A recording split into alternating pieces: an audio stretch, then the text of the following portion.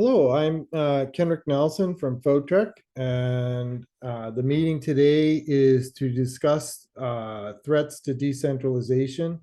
It's based on a report that Photrek and QADAO put together over the last month, and it's one of our responses to the CIP 1694 work on Cardano's progress towards a community governance plan.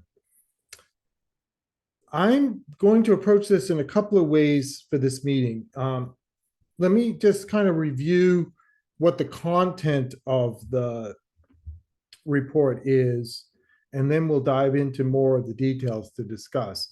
It starts with a question, whether decentralized communities can make superior decisions. And then in trying to outline that as a problem, we came up with a quadrant of threats to decentralization. And we broke down, like, what are the centralizing forces that might undermine a community's ability to be decentralized over the long term. The report then does an analysis of CIP 1694 against these quadrants, which we'll go over. And then it has a whole section on what is referred to as consent-based decision-making that comes out of work done by a community that refers to itself as sociocracy or sociocratic decision-making. And since it provides some unique ways in which this decentralized communities can make decisions without using voting processes. So it also provides a very short introduction to that. And as a way of kind of introducing it to you all, some of you may not be familiar with this. I'm going to try to use some of those techniques in running the meeting.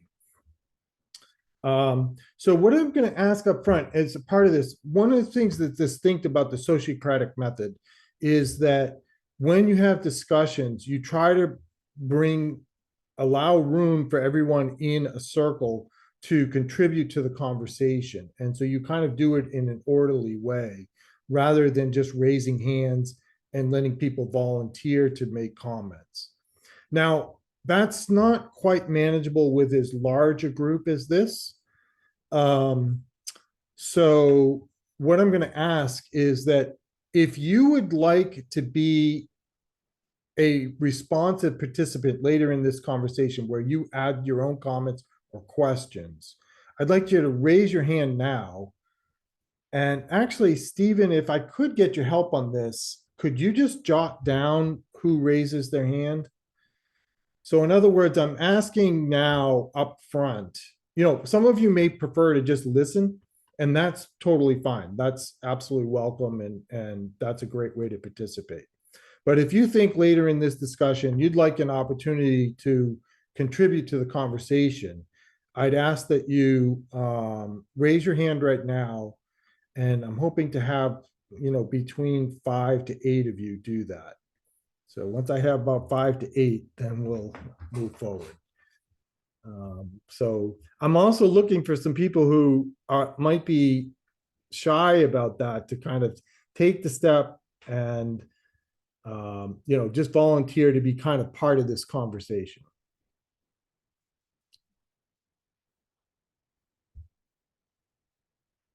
Anyone else? All right.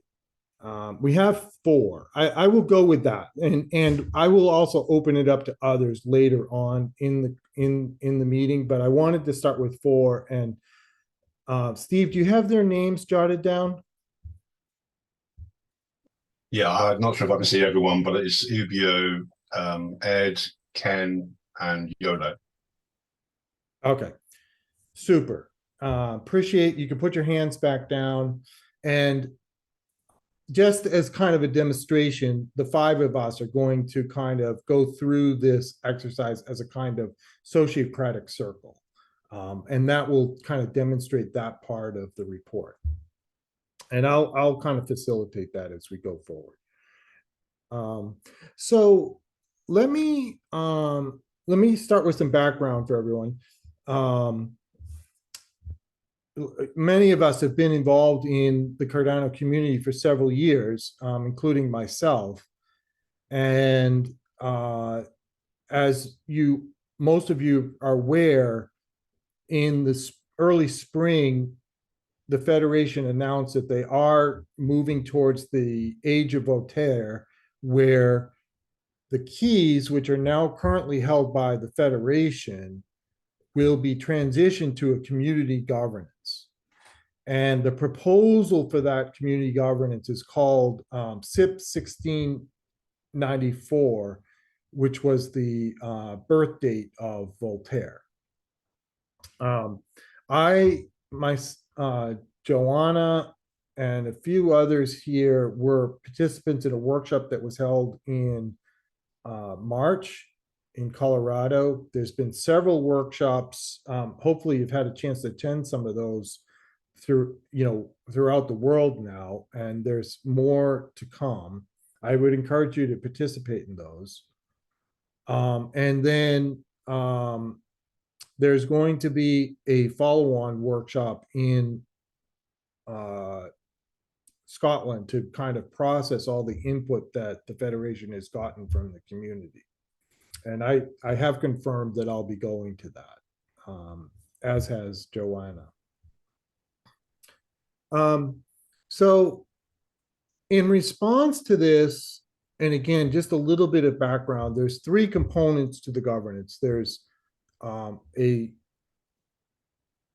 a constitutional committee that is going to be responsible for making sure that proposals adhere to a constitution. There are the dReps, which is kind of the active decision-making body, where people will be staking their ADA to a dRep, and that dRep will vote based on the weight of ADA that they have delegated to them. And then the stake pool operators will continue to have a vote as to what actually gets implemented on the chain. Now, if any of you attended or read the earlier essay that we did, our research, the research that Photrek has done for the community over the last 2 years has been very clear that decentralized communities cannot make decisions based on one coin, one vote. And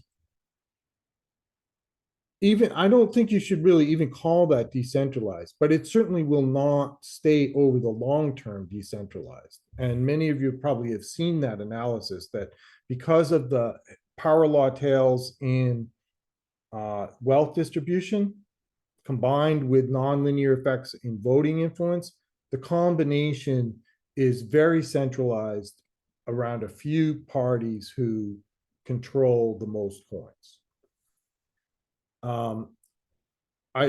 I personally find it very disappointing and inappropriate that the Federation is advocating this as the foundation for what they're calling community governance. But I also don't see enough momentum right at this time. Maybe that will change, but I don't see enough momentum right now from the community to stop what they're proposing. But what I did with the Photrek and QADAO teams is to kind of take a step back and look a little bit more carefully at the different issues that affect decentralized communities. So let me show a few things. Let me share my screen now. And I'm going to switch the page, but let me get the browser up. And I'm going to try to keep this short so we can get to a discussion. And I think too, I want to have, part of the point is to kind of have time to discuss a response to CIP-1694. All right, let's see. I don't think I need, all right. And just to be clear, the essay is now on Medium, and I provided a link to that. And so let's just, so you can refer to this. I encourage you, it is long. It came out to be about 10 or 12 pages. So take time to go through it. And the idea today is to just kind of go through a snapshot of some of the things here. But as I said, and I'm going to do that using a few graphs from the presentation I gave recently. So this particular slide just kind of shows again this issue that, and this is true in any financial system. It's not unique to Cardano. In fact, Cardano has actually done quite a bit to try to mitigate some of these problems, and they've done a lot better than other communities, frankly. But nevertheless, it's still an issue. So when you look across DAOs in the cryptocurrency space, most of them, 90% of the holdings are held by less than 1% of the community. And a lot of them, it's less than 0.1% hold 90% of the coins. So again, this is part of the centralization when you try to make decisions based on this.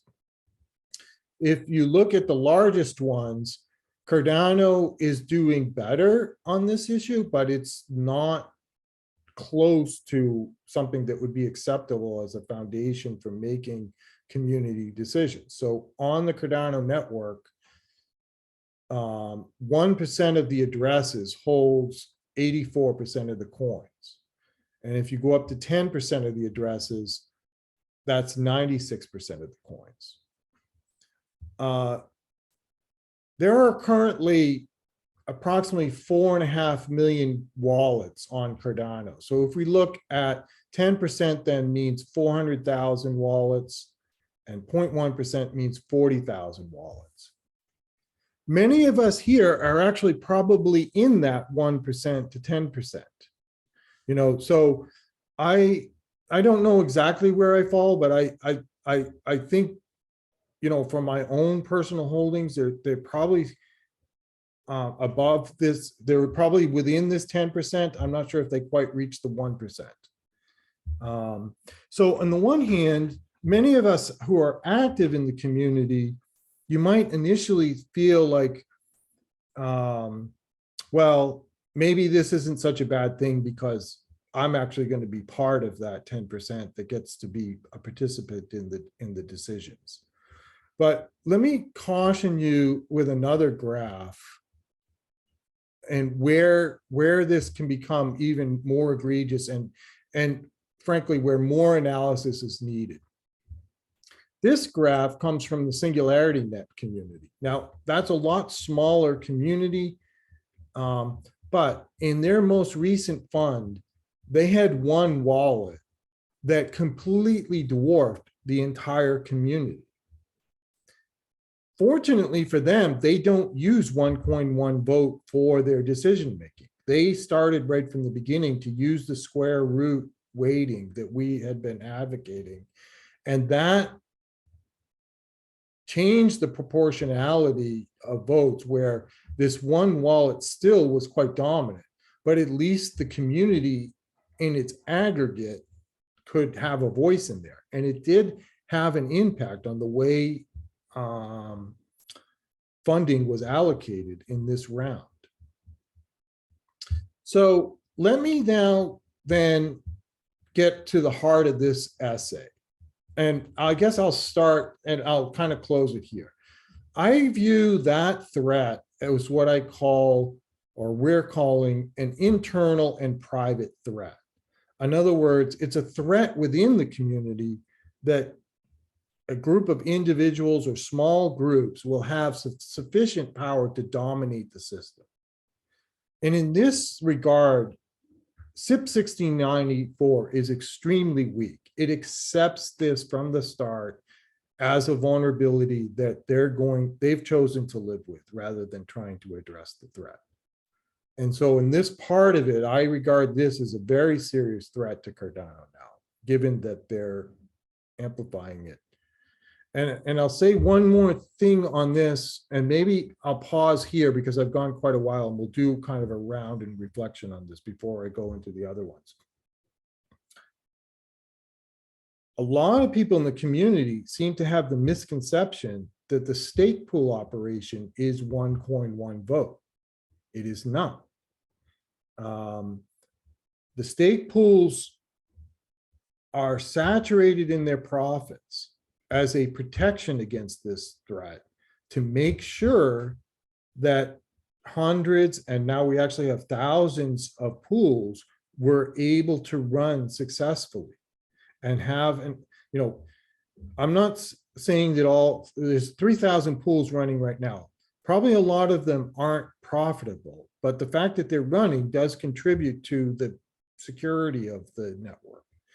And the fact that we can have hundreds of pools that are profitable is a core part of the security of the Cardano network. It only happens because they chose not to use one coin, one vote as a way to manage the stake pool operations. And they did it because of this threat. And so this is part of what concerns me, is that, okay, since we know one coin, one doesn't work, and is not part of how we're running our stake pools, why are we choosing it for the dRep program? I'm going to pause there. And in the Sociocratic method, there's a variety of ways in which they use rounds. And here, I'm just going to ask for a round of, actually, why don't we do a questioning round where just raise some questions for clarification in terms of what I've just communicated. And to start, let me stop sharing to facilitate that. And Stephen, could you just go read the list as you wrote it down, and we'll go in that order for a round? Okay, it's Ubio, Ed, Ken, and it's Eystein. Sorry, Eystein, for getting your name wrong, but it's Eystein. So do you want to start with Ubio? Yes, please. Do you have any questions that I could clarify? And we're going to go through the full round, but bring a question, and then we'll try to work on those questions. Ubio? Yeah. Okay. So I think I really want to get clarity on is so you talk about the fact that for most of the blogs, this is quite more monumental. Like this thing you showed, we saw some particular blockchains where this was about 96% and all of that. And then Cardano actually seems to have less, and why we say that that's commendable and all that. So what I want to know is, does decentralization in any way affect the value of the ecosystem?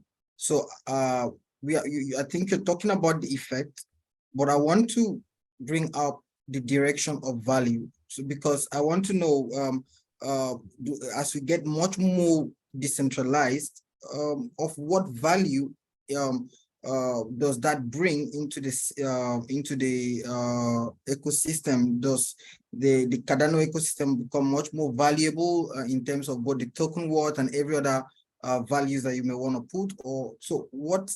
Okay, that's a great question. And again, I'm not going to try to answer it now, and I may open it up to others to try to answer these. What I'm going to do is go around the full circle and get all the questions, and then we'll work together to provide some answers and clarity to those questions. So who's next on the list, Stephen? Sorry, it's Ed now. Okay. Hi, Ed. everyone. Yeah, Kenric, appreciate the opportunity. One of the things you said towards the end, and I read the CIP about two and a half weeks ago. I attended a session in Vancouver, but I still feel like there's a lot here to understand and how everything fits together. So yeah, one of the statements you made towards the end of your presentation, if I remember correctly, was that the CIP design as it's written didn't have the concept of a similar to the SPOs, where a saturation, if you will, or diminishing return if you get more and more delegates to you as a dRep or dRep community. Did I understand that correctly? Yes. And has there been discuss? And obviously that would be in favor of a plutocrat, if you will. But has that been openly discussed as a way to encourage more dReps, essentially? The issues around that have been discussed, and I'll give a more complete answer once we go through the full round. Thanks. That's a terrific question, Ed. Could you just clarify the question? Sorry. So does the introduction of dReps mitigate plutocratic influence? Is that the... Not specifically the introduction of dReps, but the tapering off of how much delegates a dRep acquire. Yeah, I got you. Okay, thanks.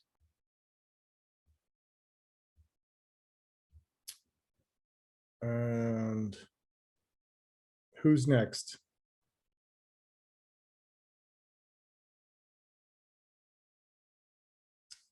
What Eystein? Why don't you go ahead? Sorry, Okay. It was Ken or Einstein. Sorry. Is it okay? I just go down, and can you go after me now? It's fine. Yeah, That sounds good.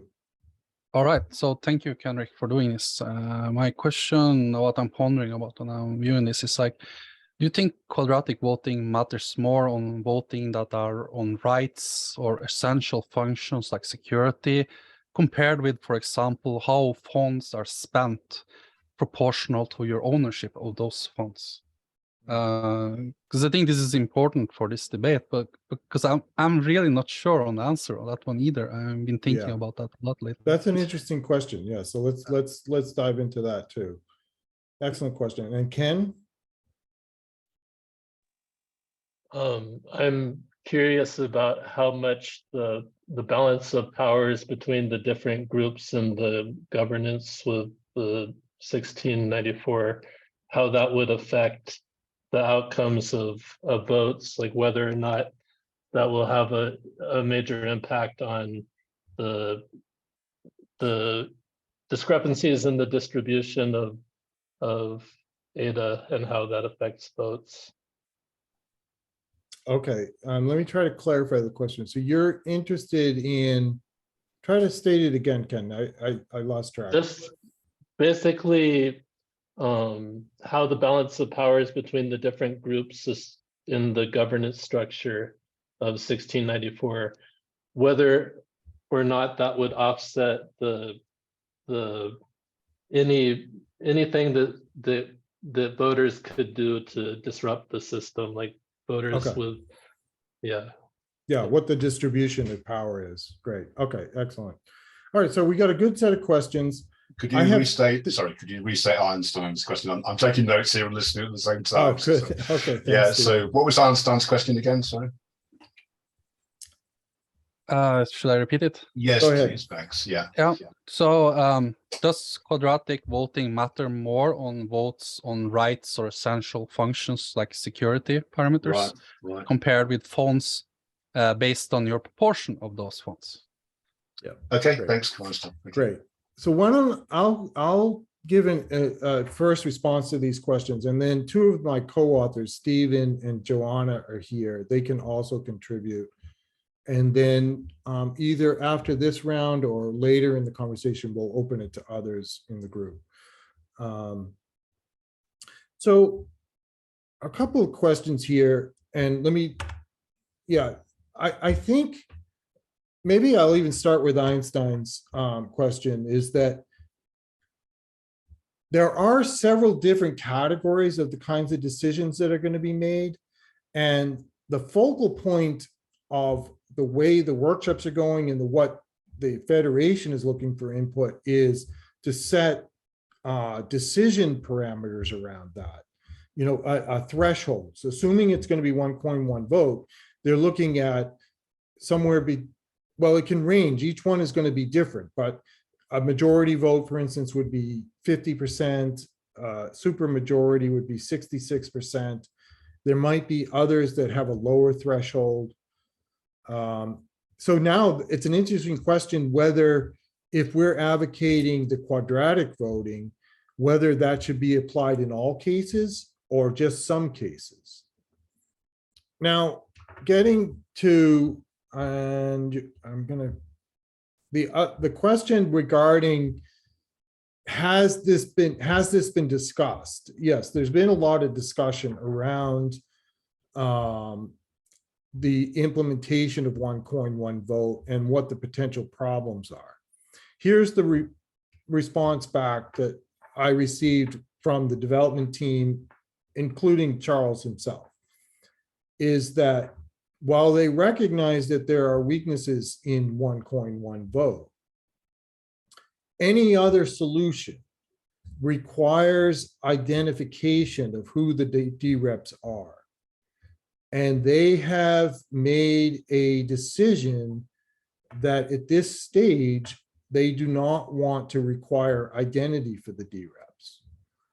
Now, maybe I'll even pause. I guess I've answered the question. I have a fuller response to that. I don't really quite accept that as a kind of valid reason, but that's their justification, is that even with all the work that they're doing on the Tala Prism, they don't feel ready to roll it out and then do some kind of decentralized validation of those identities. They're concerned that any validation process that exists right now would be a source of centralization.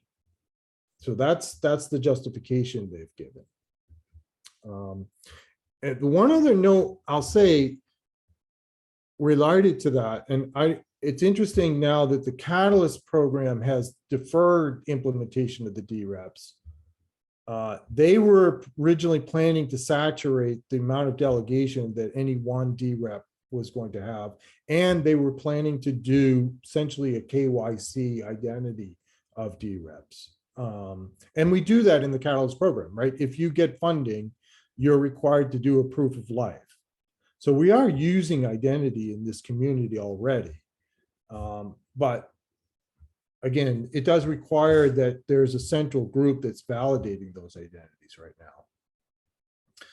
And maybe Steve, you can help me out. Kenric, I've answered two of those questions, but maybe I'm going to play IOG's role here and kind of do a counter argument to you. So yeah, go ahead. okay, so IOG could say the reason why they're not prioritizing the rollout of DIDs is because they're prioritizing more fundamental decentralization in terms of decentralization of the base blockchain, civil attacks, that kind of thing. So they're prioritizing the technical layer of decentralization, and they don't have the means, and they might argue that they don't have the community means, or they don't have the internal means to implement other mitigations of centralization.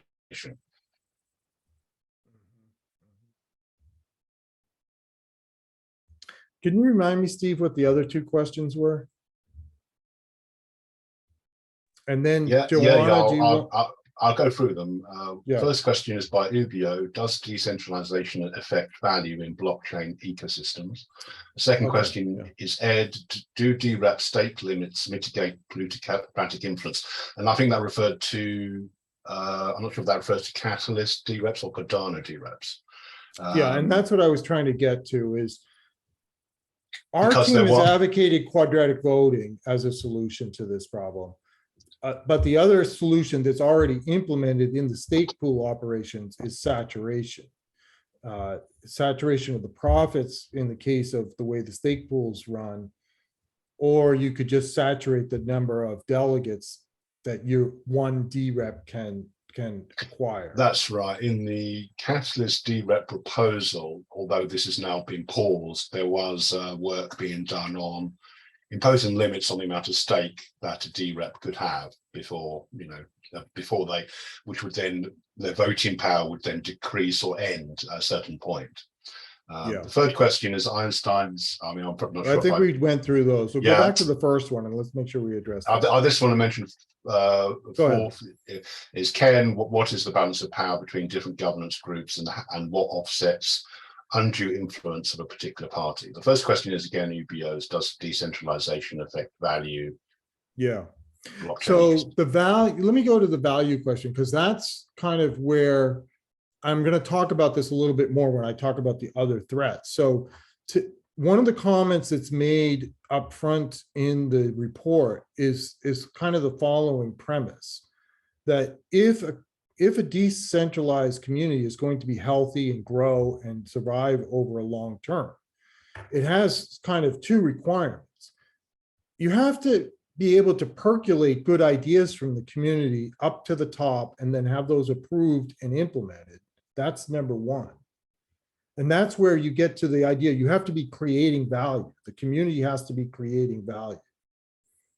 But the second, and I think that one's fairly easy for people to accept. You know, I think we all agree that part of the point here is we want to build a system that's of high value. The more one that maybe people would have more nuanced opinions about is the suggestion that when you implement those ideas, you have to implement them in a way that spreads value and benefits broadly throughout the community. If the rewards from some implementation end up only going to a few people, then you're going to have this internal private threat that there's a group that's going to continually over time capture all the rewards and then capture the community in the end. So there has to be kind of these two things, that you're providing room for the best ideas to be brought forward and implemented. And then when you implement those ideas, you have to be careful that you implement them in a way that rewards are spread broadly to benefit the full community. Let me do this. Let me open it up now before I go on to the next. Go ahead. Yeah. If I can just provide, I think Ubio's question is very interesting in terms of, so I just wanted to provide some context in terms of why do we use blockchains? You know, what value do blockchains bring? It's kind of pertinent to that question. And I just can name a number of things that should improve. For example, common interests, congruent goals, unbounded rationality. That means that there's no specialists that are controlling how things are being thought about. Information symmetry, so there's clear access to information. There's no gatekeepers of information. Smart contracts, which are efficient. So there's no inefficient specialization or proprietary methods. Risk is distributed, that there's no risk aversion, and there's availability of information. Now, they're often the classic stated as the advantages of blockchains. If we're not doing that, okay, something is going wrong. That's what I would say. Yeah, great. Thanks, Steve. And Joanna, do you have any input on the questions? Okay, let me open it up to the group. Typically, you do another round of a kind of response round where you can sort of bring your own ideas to these questions. But let me do this with the full community, a more traditional way of, does anyone want to raise their hand and provide some feedback on this issue about centralization of power through the process of one coin, one vote? Go ahead, Eystein. So one thing that occurred to me is because of this one coin, one vote, it's like you would have very unstable power with decentralization, because suddenly you have a new ID creating a new asset class that will have a large influx of ADA to that holder, and then you have a power transition very quickly. So I actually see it as a threat to stableness of cryptocurrency as well, to have only voting system with one coin, one vote. Yeah, if I understand what you're saying right, is the fluctuations in wealth across the system is going to kind of change who's in charge, who's making the decisions. Exactly. Yeah, that's true. And I don't think it's, you know, another thing that I've been reflecting on is the following, is that in more traditional organizations, identity is a big part of the accountability. You know, in traditional organizations, we accept some centralization, but what we get back is the accountability of that person being in charge. And if they do something wrong, we have a way to kind of take action to correct that. But in these decentralized communities, you don't necessarily have that, right? And my biggest concern isn't actually, most of us are thinking of dReps in terms of many of us may become dReps and have delegates. Those people will probably tend to publicize their identity in some form in order to recruit delegates. The real problem is that you have a whole nother class of people that have enough personal wealth that they are not going to ask for delegates. They're just going to sign up to be kind of what I'd call a solo dRep. And they don't have to provide identity if they have a controlling interest in the network. In other words, if it's not just that they're a participant, but they have, you know, say between 10 to 30% of the coins is a possibility. And so they become very dominant in the voting, and you don't know who they are. So there's no way to hold accountable their decisions. That to me is the real threat. Any other responses before we go on to the other parts of this quadrant? Anyone No, wanna raise I their think hand? Go ahead. I just put in a question here. Yeah, go ahead. To echo it up. So I was like, I was just asking a question, just probably asking, said, do we really think that equal power given to all members of the community is a good thing? And does decentralization necessarily mean equality of power and voices? Like, so if we say we are decentralizing, does that in principle mean that we are trying to make everyone equally as powerful as the next person and making every voice relevant as the next person? Like, I just want us to have that's a fantastic question. So, and let me answer it this way. There's kind of two extremes here in terms of traditional systems. Corporate system is one chair, one vote, and that's what we're suggesting to implement. And then the other is, of course, democracy, where it's one person, one vote. I would argue that one person, one vote also does not work in these decentralized blockchains, and also is a threat to decentralization for a different reason. There, you clearly have to decide who's a citizen. The whole premise of a democracy is that you have some people who are citizens of that democracy and some people who are not citizens of that democracy. And one of the major functions of a government is to decide who's a citizen and who's not a citizen, right? And I don't think that fits into the values of the system being open to anyone, right? We're not trying to be exclusive, right? And then also, then you do have to have some measure of kind of what's your stake in this game, you know, and the way we're measuring that is with how much ADA coins you hold. The problem is what the challenge is somewhere between those two extremes, maybe is appropriate for decentralized decision making. It can't be either one person, one vote, or one coin, one vote. And the challenge is mathematically, the in-between state is the power of 1/2. That's part of why quadratic is advocated as a starting point. It's not the only reason, but that's part of it. Let's talk about the other three parts of this quadrant. Let me share my screen again. And because there are other threats that have to be addressed to maintain a decentralized community. And let's see. I don't know how well, can you see that well enough, or should I blow it up into a, maybe, oops, I lost the page though by doing that. Let me go back.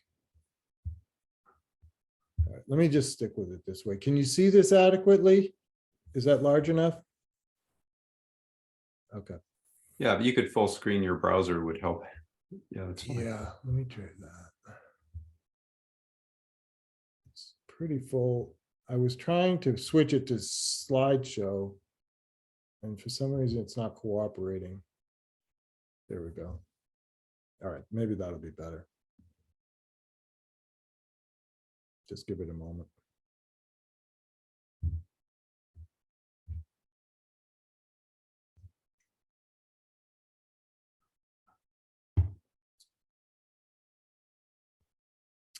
Yeah, my trusty laptop has worked great for several years, but I feel like something changed in the last couple of months where it's over its threshold. And now I'm running into a problem with this loading. I'm gonna have to kill that. Oh, there it is. Okay, all right. Okay, so this is actually in the news this month. Another threat to a decentralized community is what I'm referring to as an external public threat. And that is other government regulations that seek to attack these systems and are a source of centralization themselves. Now, in Europe, they've actually passed some, I don't know the details, but my understanding is they've passed some legislation that's actually looks like it'll be helpful in allowing blockchains to progress towards a good regulatory framework. In the US, we're struggling with many different agencies within the federal government having different levels of responsibility. And in the process of them competing with each other, the Securities Exchange Commission has just filed lawsuits against Coinbase and Binance, in which they declared that Cardano is a centralized security. I haven't seen any documentation of how they're going to prove that in a court of law, and I think there's a lot of questions whether they'll be successful. But that is one of the questions, you know, and so, you know, we are, you know, these blockchains in a sense are competing with traditional regulatory frameworks. And to the extent that those regulatory frameworks become a threat to centralization is an issue. Another one is external and private. This would be a more centralized chain, for instance, that actually turns out to be very competitive and have a lot of users using their chain. And I think Binance is an interesting case of this because it is a private corporation. They are running multiple different chains, and those chains have very high value. And they're an interesting threat to Cardano in the sense that in addition to having competing coins and competing chains, they also are the largest multi-pool stake pool operation on Cardano. You know, so this is an example where we have a competitor who's potentially both an external and an internal threat to the decentralization of Cardano. And then finally, there are internal and public threats. By this, what I mean is that if you implement some kind of governance of the blockchain that ends up becoming very restrictive in itself, then that could then become a source of centralization. I don't think that's, well, right now, I don't see that as a big threat to Cardano in the sense that the founding principles of Cardano are quite libertarian. So the way they're approaching governance tends to be quite libertarian. And in that sense, they're kind of, this is one of the things that they're kind of very focused on making sure it doesn't happen. And so then rounding this out, you know, I kind of, and this wasn't in the paper, and I just put this together before the meeting, but just, these are kind of my own takes on this, that with the external public, it's kind of neutral. You know, some regulatory frameworks seem to be very positive. There's others where there seem to be concerns. I think the external private will always be a serious threat. You know, you're always going to have competitors. The internal public, I don't see as in a threat now, but maybe that's only because we're beginning on the governance side of it. The biggest threat is this internal private threat where we're implementing a system that will empower a small group of people. So why don't we do another circle round with the 4 that volunteered at the beginning? However, this time, rather than a question, why don't you take the point of view of some reaction to this? You know, do you find this framework useful? Are there other frameworks in which you think about the threats to decentralization? And kind of what are your thoughts on this question about how to protect the decentralized community? And let's go in the same order that we did the last time. That'll make it easier. So I think it was Ken that went, oh no, excuse me, it was Ubio that went first. Oh, yeah. So like, just reacting, my reaction would probably be in the case where you mentioned one of the trade being Binance, and in this case is both an external and an internal threat because of the nature of the dynamics where they are both a competitor and also they are also a stakeholder operator at the same time. I think this again brings out the dynamics of how different or how, so I don't even think I do have a solution to it, but again, it was just an interesting dynamics to see how what we are discussing can be very different, because here you have someone who is a competitor and also at the same time is also part of the internal mechanism that defines it. Do I think should we say so there is actually no open answer for this. We can't say this kind of traits should not exist, because again, at the same time, we're talking about the fact that we want to be inclusive and want everyone to be part of that of the ecosystem, and as such, we cannot be putting limitations on who comes in. So it's just a reaction. I'm not proposing any solution. I'm just trying to bring up how dynamic, how all these can as well look like. And again, so what came to my mind was how so centralized, this kind of centralized bodies, actions that they take or that affect them can invariably affect our own ecosystem. So we stand at at the risks of not just protecting ourselves, but we now have to think of how do we protect the other guy, because he also has a stake in our ecosystem. It's a very funny dynamics, and I don't even know if there's a solution to that. Right, right. Thank you, Ubio. That's really helpful. Ed? Yeah, the framework was helpful, the internal, external kind of view of things. I have really, I would call them unformed opinions on so much of this. One of the concerns I have is it's one of these things that's going to be impossible to get right or 100% right when it's, let's say there's one decision, one switch, at this block height, CIP-1694 is going to go enforced by smart contracts, right? There'll be some decision point. I hope a couple of things around the design of that the transition into Voltaire can be staged, gradual, and other than like a unplanned hard fork, it can also have some self-correcting mechanisms. For example, one of the risks of plutocracy is that would be hard to reverse once it's put, once it's in favor of the plutocrat, so to speak. Exactly. Right.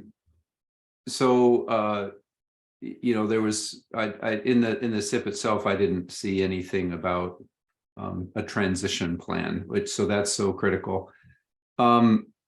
But, and then there's been some conversation in the meeting chat around identity, and Kenric, I think you mentioned that the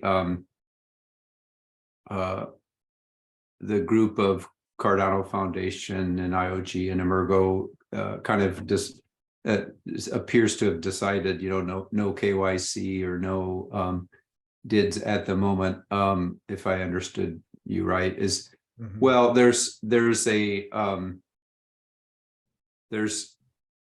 large range of what can be done there, from complete KYC in the traditional sense of are you a person, what's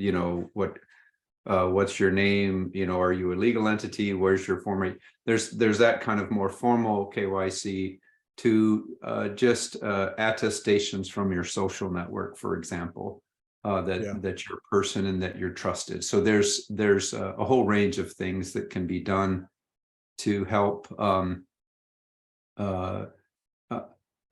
sort of combat or counterbalance these risks. So, like I mentioned, I don't feel very well versed, informed on these things, but that's kind of where my head's at the moment on some of these topics. Yeah, actually you bring some wisdom to it, so I appreciate your comments there. Thank you. That's great. And it's actually, say your name for us, because I know I'm pronouncing it incorrectly. So if Yeah, you the could last say name your is Eichholt. Oh, Ed Eichen, but then also we have another Eichholt. Eichholt. Okay, thank you. And our next one is Yes, it is me. yes. So for me, Say your name first though, because I know I'm pronouncing it wrong. Eystein Hansen. It's a Norwegian name. Eystein. Okay. That's my best attempt at it right now. I'm gonna get better at it though. Yes. This is fantastic. So the model is very useful for me because models are only part of the truth. It's usually a model represents some aspects of it. In this case, it's identifying for me like that there are 4 different ways that we can actually change and the stableness of voting. And with stableness there, I don't mean like stableness of power. I mean stableness of how the rules of voting applies.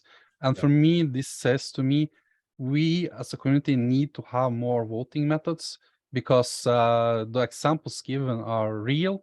They are happening. We could have, for example, the scenario where suddenly the US could not vote and let's say 50% of the value could not vote. We need to have different types of voting methods so we can be robust enough to handle such external forces. So for me, yes, this is a very useful model. Excellent. Yeah.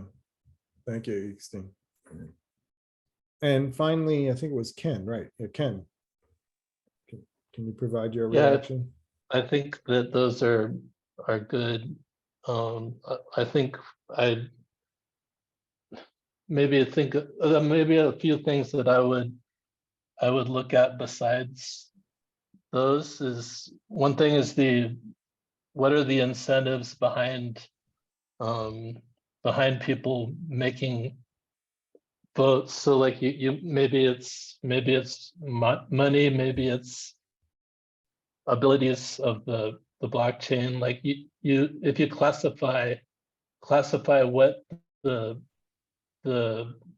actions, like what the actions are going to be used for, and what incentive structures or mechanisms are behind those, what would cause people to want to vote one way or the other.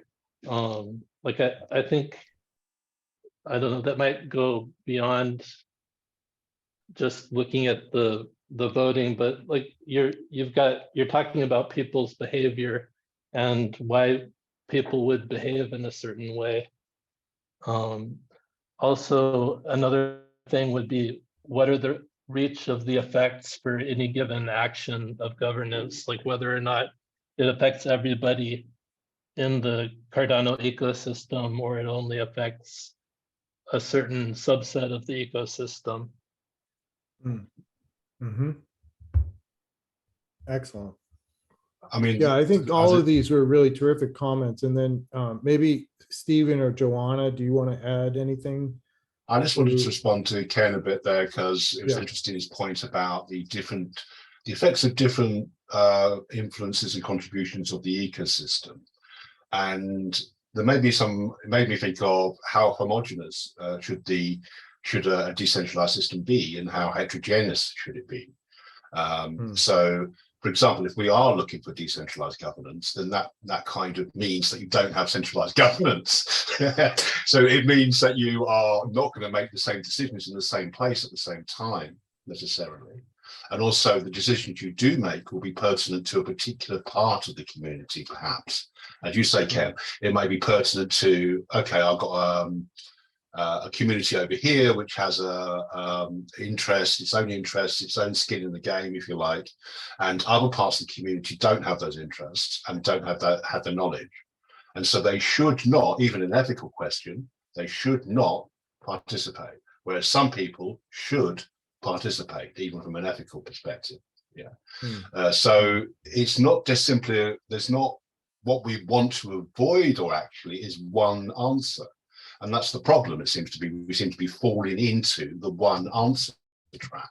Like, let's just have, a constitution that covers everyone. Well, isn't that centralization? Well, I could go on, but but that's my main point, Ken. Yeah. Another thing I would add is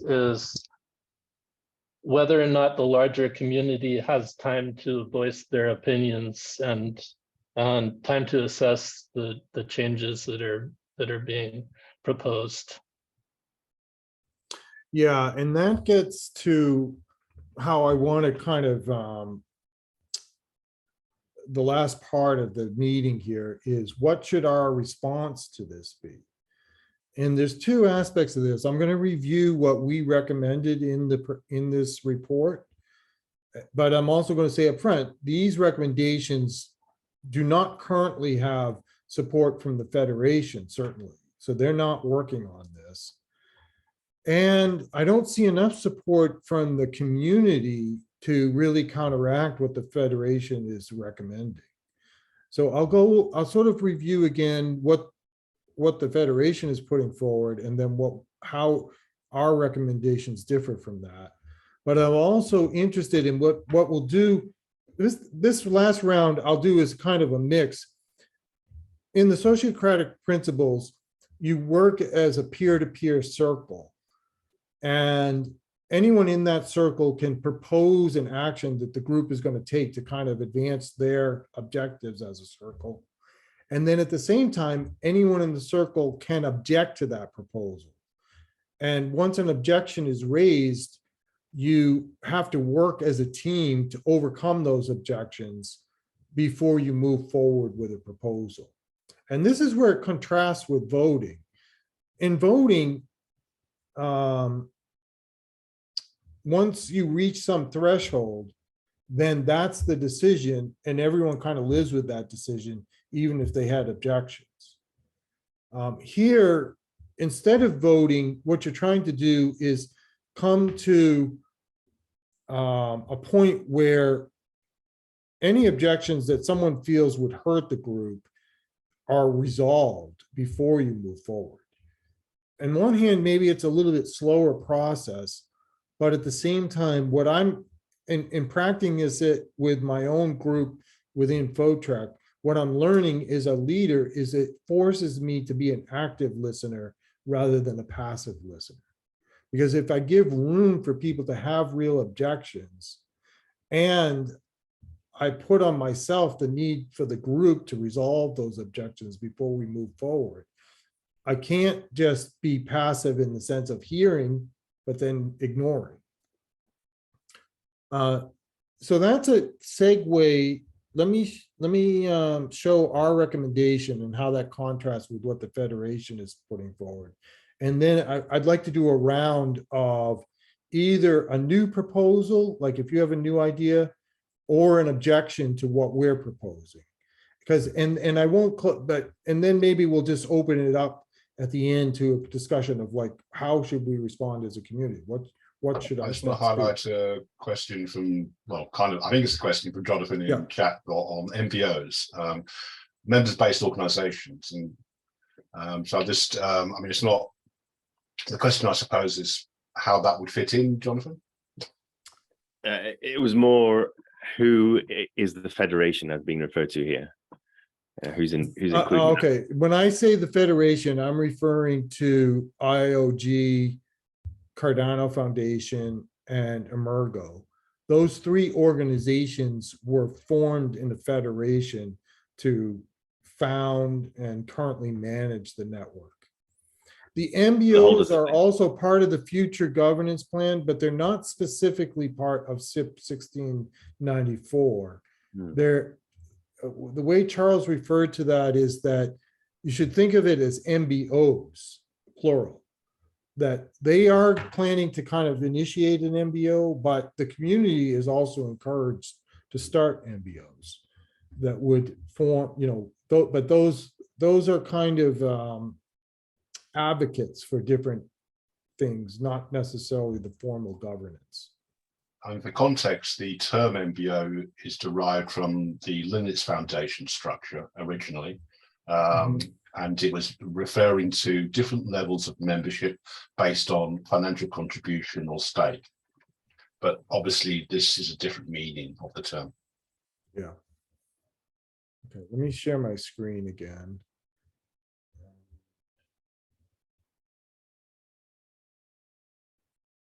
You won't, I'm just referring to the text, so you won't be able to read this, but I'll just keep it up there so you know where in the document to look for this.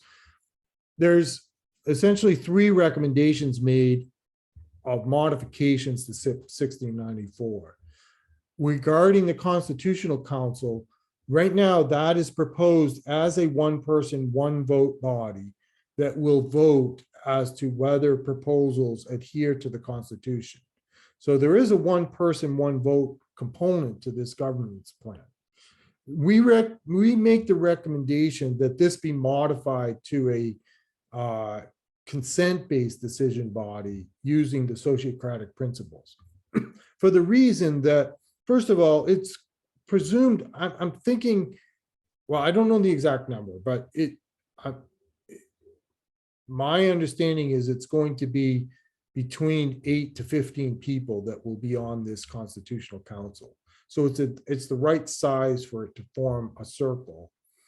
And they could, since their purpose is to make sure that it adheres to the Constitution, if a well-reasoned argument can be brought that it doesn't adhere to the Constitution, that objection should be resolved rather than just voted on being ignored. So that's the one modification we suggest. Then the big thing, I would say that's a kind of nice to have. I don't see that as critical in the short term. The critical area is the delegated representatives. We are recommending that this has to change, and it has to change now before it's implemented. I don't remember who said it, but someone made what is the clear point, is that if you legitimize a plutocracy as the starting point, there's no path to ending that. There's no path to changing it. There's referenced in this, let me skip for a moment here to the very last reference on the paper. Let's see. Oops, maybe it's not in this copy. I put it in towards the end and it looks like it might not. Oh, I see it. It's not in the order I expected. There is a reference in here. I'm having trouble finding it. That is a book on, you know, the 4,000-year history of humanity and how once societies converge to become some kind of centralized plutocratic system, the next step is violence. You know, there's just no other way to get around the abuses that take place once you implement that kind of a system. And it's an unfortunate, but it is a, you know, kind of documented part of human history. What's the title, Kenric? Its subtitle is the Four Horsemen of, you know, the role of violence and plutocracies in human societies. I'll put it in the chat at the end. I don't have access to it right now, but I'll put it in the chat in a moment. And this is why I feel this one is urgent, that we should be implementing either quadratic voting or the saturation on the dReps now, not later. And because, and here's, this also gets to Ed's point that we should start with inadequate identity. Agreed, that's a hard problem. But let's start with an inadequate identity system and make improvements on it, rather than not having any identity system. Because if, for instance, we go forward with a saturation on the dReps or quadratic voting, initially we might have to accept that people are going to have split identities. You know, they're going to use more than one wallet, right? And that will be a weakness. But it's a weakness we can identify, and we can have the ability to counteract as we implement better validation of identities. In contrast, if you start with plutocracy as the philosophical foundation of the system, the plutocrats are never going to vote to reduce their power. That's not going to happen. So let's see. That's the dReps. And then finally, with the stake pool operators, we say that this is a system that's working partly. It's one coin, one vote in a sense, but it has this saturation of profits. And the thing, all we say is that there are proposals that address the concerns about multi-pool operation and the need to make sure that multi-pools also have some kind of saturation curve on their returns. And those need to be prioritized. And I think that's recognized by the community, and people are working on it. So let's do another, those are what we're recommending in this document. And it'd be interesting to hear in this round now, either objections to this proposal, or if you have another idea and want to If we had recommend to something streamline different. it, like just put it in like a bit size proposal, like recommendation, what, like just straight up, so we can just write, maybe can be on the comment and everyone can just pick it up. Is that possible? You want, okay, so if I streamline our recommendation, it's three things. The Constitutional Committee should be based on sociocratic consent-based decision-making. The dReps should be quadratic voting. And the stake pool operators, we need to implement some kind of control on multi-pool returns. Those are the three recommendations. And so as we go through this round, do you have any objections to those recommendations? Or do you have another idea that you'd like to put forward? And again, we will start with, was it Ed first? Is that how we did it? Yeah, I think it was Ed. Oh, no, excuse me, it's Ubio. Ubio, you're first. All right, so I'll go first. So Yeah. I think I would like to say that to a large extent, I think I do agree with most of the recommendations that has been made here. I think it's just a sensible thing to do when we do put like quadratic voting, for example, for dReps, and also when we try to put some level of control for the SPOs. The reward-based system, I personally think like that's the first opinion, would still need a lot more explanation. I think I didn't get it fully. I didn't grasp that fully, so I wouldn't want to make a comment on that. But I think I do agree with the quadratic voting for the dReps and also putting some level of control for the SPOs to the extent that those control does not increase the level of barriers for the SPOs as well. Then I think I'm Right. totally fine with that. That would just be my comment with that. That's terrific, Ubio. Thank you. And then Ed? My audio just froze. Can you hear me? Yes, we do hear you. Okay. Yeah, I apologize. I had some distractions at home, so I can't comment too deeply on these questions. They sound reasonable as recommendations offhand. In the CIP itself, are stake pools even mentioned, and so that position for stake pool operators threw me, actually.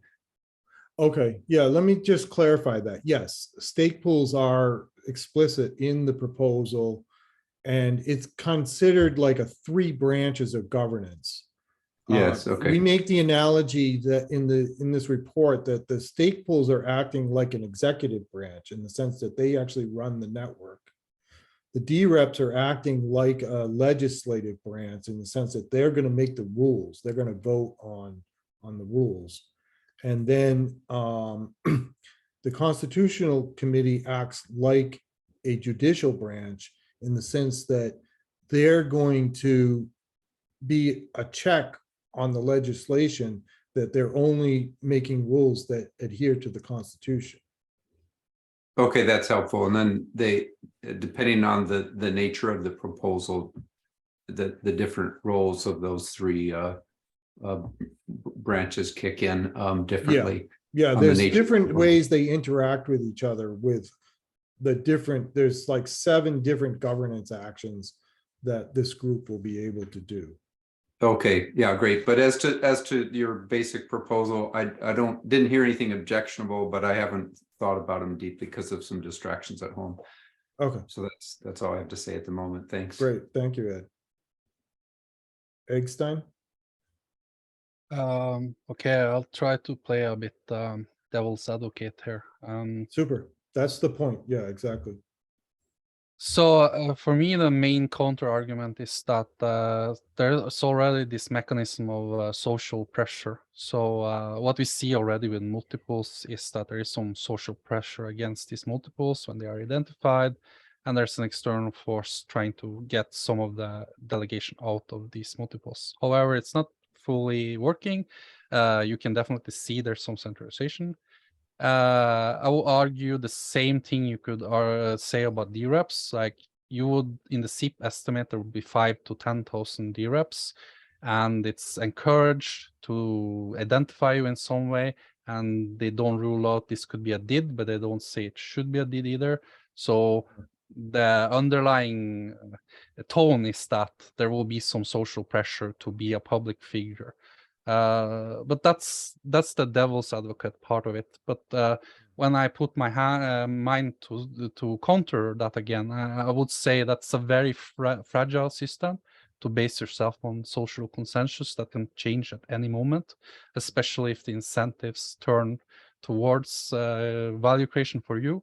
Many would not care about the social aspect, probably. So for me, the quadratic voting is what makes the most sense of all of this. I think that's a strong idea. I think the DIDs really is a good platform for evolving governance further, because I can imagine a future where we need to split up governance into different categories, different regions. It will be so big. So you need to have some form of identification to be able to do that type of not fragmentation, it's not the right word, but way to efficiently spread out this governance system, I guess. Yeah, that's a great comment I'd like to come back to, but let's complete our full circle with Ken's input on this. And again, we're looking for either objections to this recommendation or some new ideas. I think mostly it's good.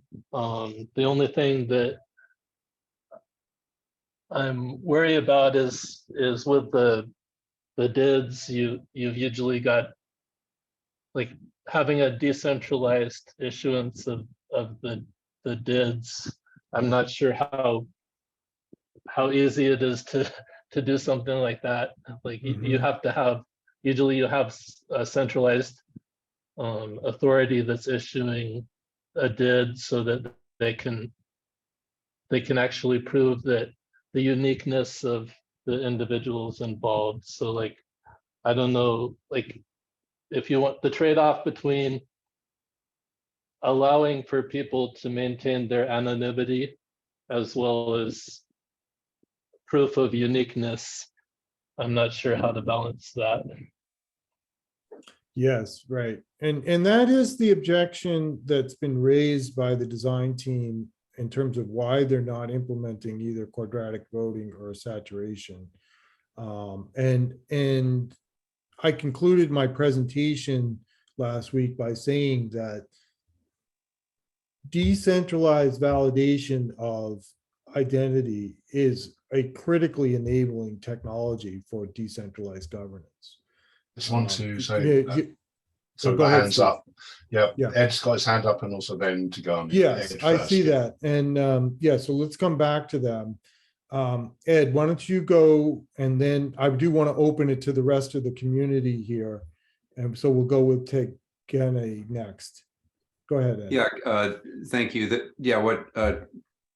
It's really important, I think, not to use the moniker of DID to represent identity completely. You can think of it's easiest to create a DID as it is to create a private key for a wallet. So that's not really what matters. What matters is the credentials that are issued, what they mean, and do you trust the issuer of those credentials? So one of the for any of these credentials, whether it is, you know, you are a qualified dRep or you are a person, you know, who gives out that credentials matter. And so this whole matter of how are we going to bootstrap this trust, you know, for these different kinds of credentials. And so if in the CIP discussion process, we can identify what are those most essential credentials. Some of them are easier than others, like proof of human is a little bit easier than proof of unique human is very hard. So as a practical matter for bootstrapping, there's a lot of trust necessarily, you know, in the Emergo, Cardano Foundation, and IOG. And so if the three of them, or even two of the three, can agree that this list of issuers for particular kind of credentials, and it can be a long list, but they trust those that would issue a certain type of credential. So for example, you are qualified to be a dRep, whatever that qualification means, they can go through the checklist. So I think that's a better way to think about DIDs, is really change the question in your minds to say, what are the credentials we need and who do we trust to issue those credentials? Yeah, that's a great point, Ed. And one of the questions Gandhi? I've been trying to ask is like, could there, I know it doesn't exist right now, but is there some methods, maybe even some preliminary methods where the dReps are responsible for some kind of peer-to-peer validation of identities? In other words, rather than having one central organization validate identities, somehow we go a little bit beyond what Eystein was referring to as kind of the social pressure of identity, but we kind of put it on the dReps either to develop or come up with methods for peer-to-peer validation of each other. Okay, the next question, or someone's got a hand up, is Tegegne, or sorry if I'm getting your name wrong. That's okay. Can you hear me? Yes, go ahead. Yes, that's fine. My question is, it's a kind of depressing, really, want to hear about these things, and especially to Kenric, I have a question. Let's say your proposal gets passes or accepted by the community and by the organizations. What assurance there is that when their interest is threatened, that they won't back out? Is there any?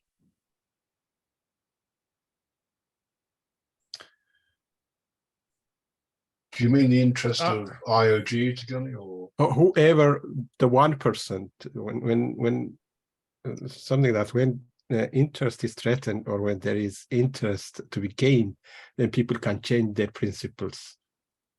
And yeah, so this is okay. So this is a great question, and I can answer it by kind of describing some of the conversations I've had. So in my conversations with the developers, they've kind of talked about the technical difficulties of implementing a validation of identity. And so that's sort of on the technical side. But there are, in talking with some of the more successful either development teams or stake pool operators who have acquired, say, over 1 million coins, they're very adamant that they want to go forward with one coin, one vote. And they feel that proposals that are different from that threaten their rights as kind of early adopters who were successful in acquiring a substantial amount of coins. But my reaction to that is this is exactly the concern, is that are we building kind of a closed system that's only going to be of benefit to the early adopters, and thereby making it more difficult for new people to come into the system and be not just participants, but influential participants. And is this also then kind of the first steps towards a system that could be corrupted, where particularly when you make decisions on the treasury, you know, one of your biggest concerns is you don't want people self-dealing in the treasury, right? But I do think that the one coin, one vote type of system makes you very vulnerable to that. So that's a terrific question and concern, Tegegne. Yeah, thank you. Ken, And you have your Ken, hand? go ahead. And anyone else, raise your hand if you'd like to contribute now to the conversation. I think if uniqueness isn't the property that you're looking for, like what is in this context, what's the point of the did? If you're talking about some multi-pool operators or something like that, the idea is to be able to tell if someone is running multiple pools, and you need in order to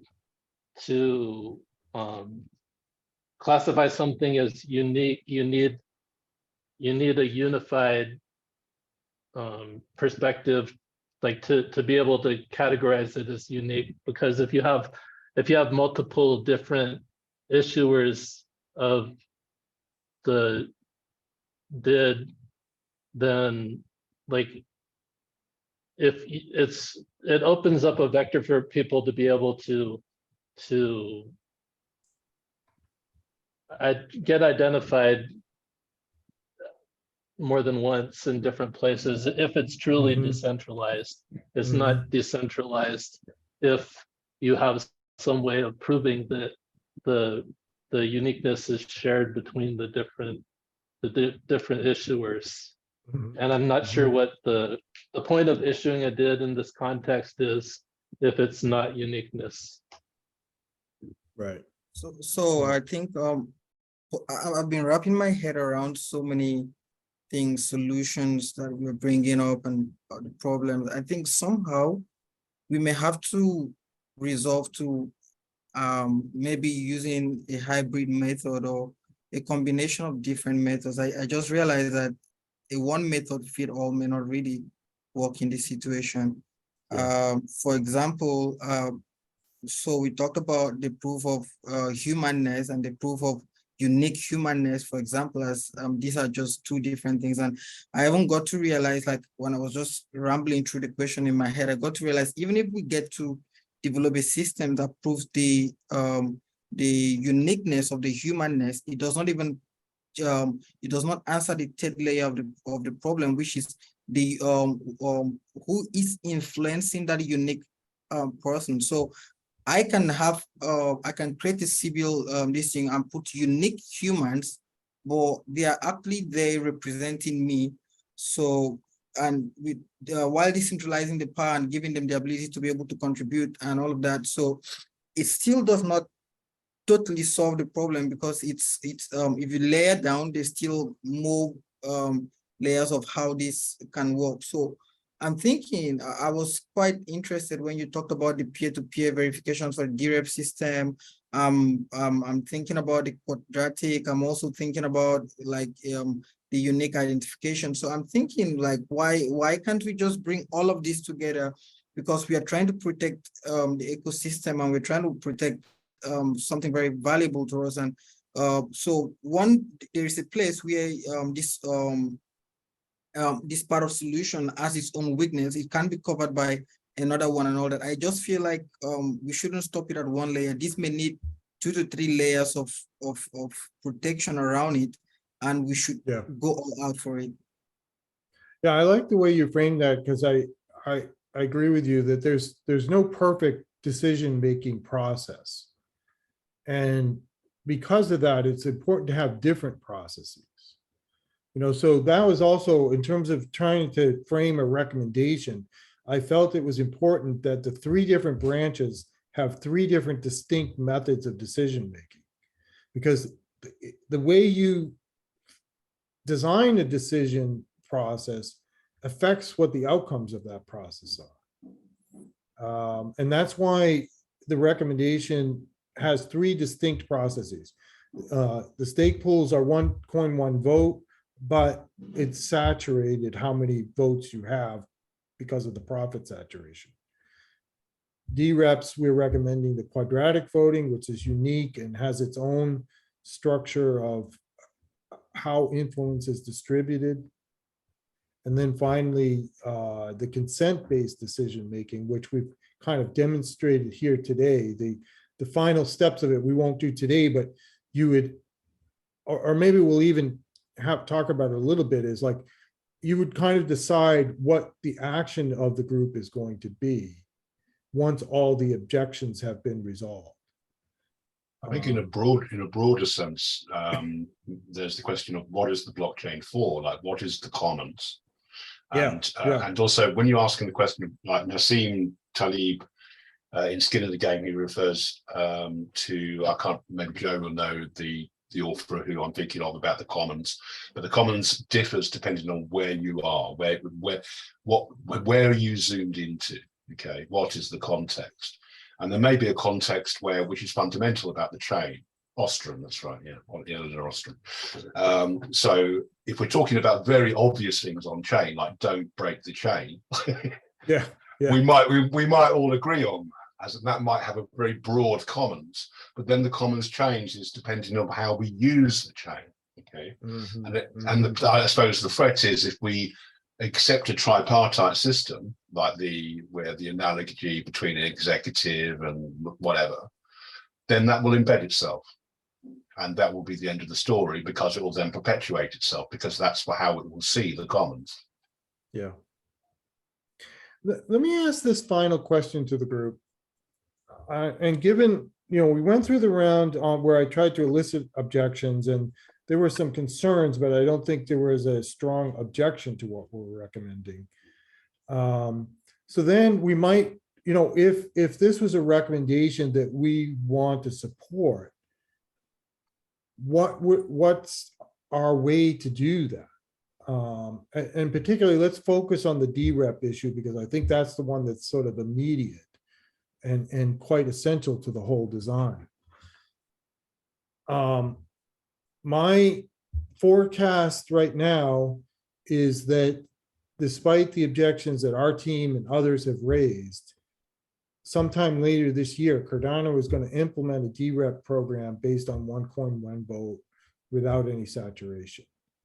Because I don't see within the design effort or within these workshops a willingness to talk about alternatives. So what should our response to that be? I mean, is it important enough that we should be raising stronger concerns? Or is it something we're just going to have to live with and see how it works out? What are people's thoughts on that?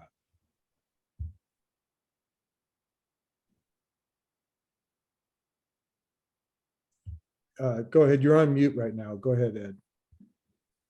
Well, yeah, so just, accepting some of those statements, part of the conversation might be is, can anyone be qualified as a dRep? Can a dRep be completely anonymous? Yes.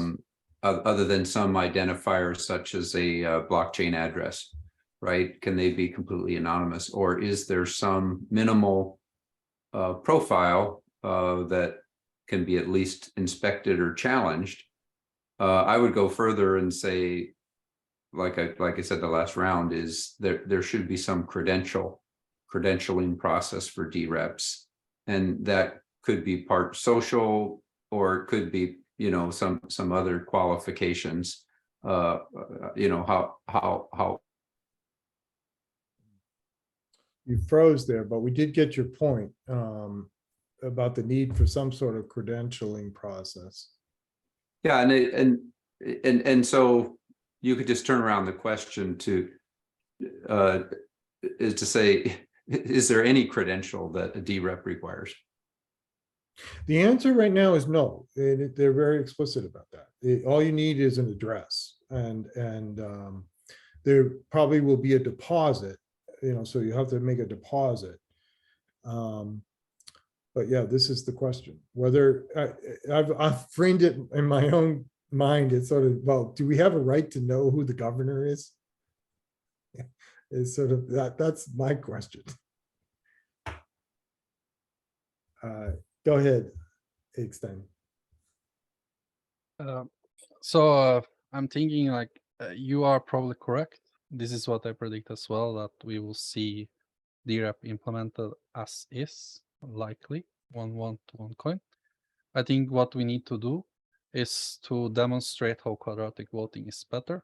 We need to, and I know you have done some work on this, but I think we can do this even more. Show how would the outcome be different with quadratic voting.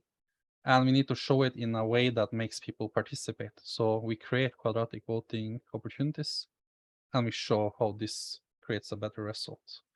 And then with that data in hand, we can go. And the worry is this plutocracy going to stop it? And I think this is we need this because we don't have saturation. So the only limits would be quadratic voting against this saturation, without saturation, I mean. So I'm afraid if we delay this too long, it will be very hard to change this, as you said. So I think we need to start as soon as possible to really gather data on how quadratic voting changes the results and show that to the community. Yeah, one of the things, maybe this is actually a step forward, could be a possible step, is right now SingularityNET is doing analysis in doing that comparison. They made a decision. They don't have identity control themselves right now, but they implemented quadratic voting, and they're working on a reputation system that will help with an identity process. But they kind of accepted the risks on identity and went forward.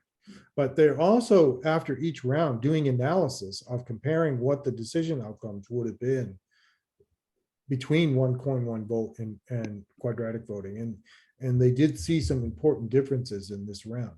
So maybe part of what we should be insisting on is that the analysis be made upfront by whoever implements this, that, okay, you've made your decision that one coin, one vote is what's going to be the deciding factor, but we want to know what the quadratic voting outcome would have been. And so that we can have data comparing how these outcomes differ from each other. And actually, that could be a beautiful experiment, because right now, no one would have any incentive to split their wallet. It's not going to change the outcome. But at least we'd have the data to understand how much this plutocratic influence is affecting outcomes. And also present that as an experiment, Kenric. So Yeah, very, yeah. very much to stress that, because there is, Right, this and- is an but- experiment, Yeah, but also what I'm saying is put it back on the federation, that this isn't just something the community should try to take responsible for and do their own analysis for, but it should be in the proposal that they're going to implement both approaches, and they're going to provide analysis on the outcomes of both.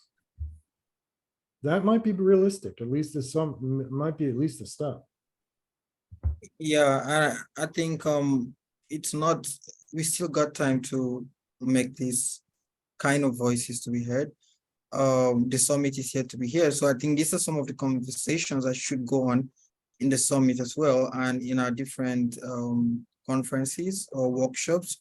We should try to voice out these concerns and individually try to explain to other people, let them also understand this concern. And at least if this filters down into the MVG, like somehow they get to understand that there are alternative voices, people are saying this way, and then in the summits, we keep speaking about it as well. Yeah. So let's just spread the awareness and also Right. see how this conversation trickles down. That's what I would say. Yeah, great. That's a great way to conclude the discussion. And I'll just close with one other question to the group. Ultimately, what would have to happen is we'd have to edit the CIP itself. And I'm kind of curious, how many people here are kind of familiar with doing editing on GitHub? And although I've been commenting, I have been a commenter on it. I'm not clear right now whether the public is able to edit the CIP. Obviously, they have controls on what gets implemented and approved. But what's the ability for for members of the community to actually submit a recommended I believe edit to it? if the CIP is in process, I believe anyone who has GitHub access can directly edit the text of the CIP. What happens then is that a moderator will then review your edit. The moderators will be part of the CIP group, and then they will decide whether your edit is admissible, which is an interesting point actually from a governance perspective, and may say it's not within scope, or is it within scope, I suppose would be the major thing, or is it relevant? If we drafted, what could happen, we could draft a community edit maybe, and then someone could say, I am submitting this on this behalf of this group of people. I don't think that's been done before, but I don't see anything problem with that, as long as there was some evidence provided that it was a group of people. Yeah, so I like what you're suggesting, Stephen, is that it seems to me that like a next step is to think about what actual edits to the CIP would be. And I'm maybe there's a show of hands just as we conclude here of people who would be interested in participating in that process of actually making some edits to the CIP along the lines of these recommendations. Is there a group that would feel like they have both the interest and time to work on this together? Do you want to just do a show of hands? And then we'll jot your names down for potential future meetings about that. Okay, Ubio, thank you. And Joanna, thanks. Ken, Vanessa, thanks. And Stephen, great. Eystein, super.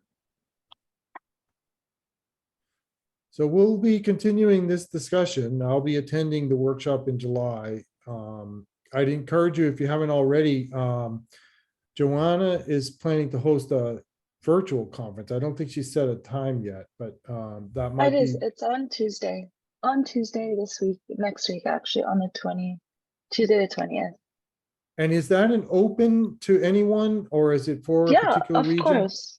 What, No, if you well, have, it's- do you have a link? Do you want to add it to the chat now for people? If you Sure, I'll haven't send the already form. attended a workshop on the SIP, you could attend Joanna's. I'll be I can hosting send the- one. So Oh, physical. Oh, excellent, Ubio. You're hosting one too. Is it virtual or in person? No. It's physical And where will it be? at Lagos, Nigeria. Nice. Ah, fantastic. That's really great. Yeah, so there's two. There's one that I'm hosting that's virtual, and then there's one that's going to be in person in Abu Dhabi, but there's the registration link here.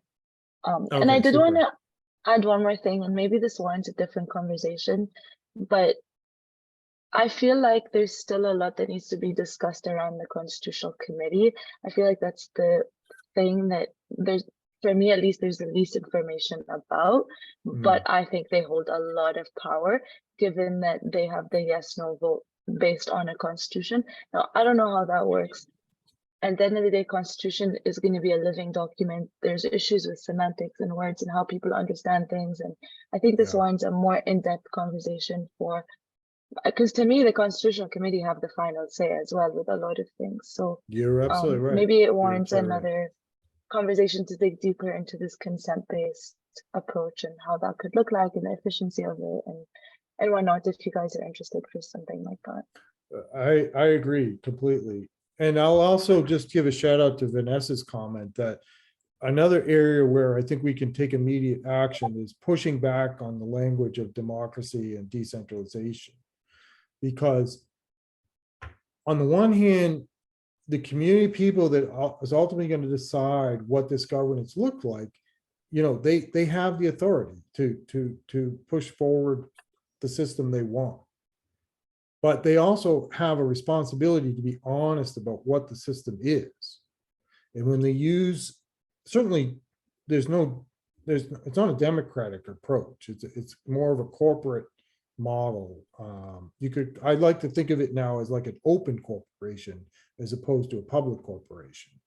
Anyone can participate, but it's still an organization and there's still power influences that aren't equal the way you would try to have in a democracy.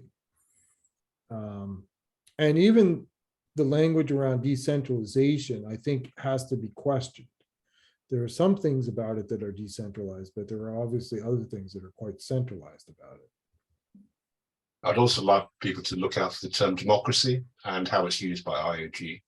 I've noticed that sometimes they slip the term in where it's not appropriate. And without being rude, I think we need to point this out. I would ask people to politely point this out. Like, if they're referring to something that is plutocratic voting, that is not democracy. Okay. Yeah. So, exactly. yeah. Right. Yeah. This is a fantastic conversation. I appreciate you all taking the time to work through these challenging issues together. And we'll keep at it.